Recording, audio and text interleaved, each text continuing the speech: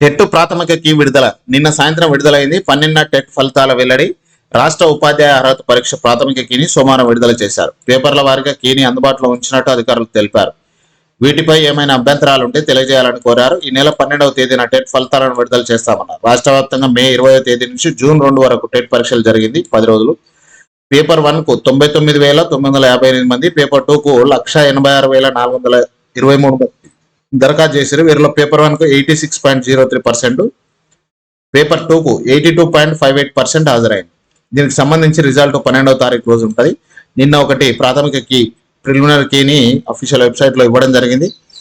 అక్కడ నుంచి మీరు డౌన్లోడ్ చేసుకోండి. అందులో general number, hall ticket number, date of birth, మీరు ఏ పేపర్ అయితే అది సెలెక్ట్ చేసుకొని కింద వస్తే మనకు పేపర్ ప్రింట్ తీసుకోవచ్చు.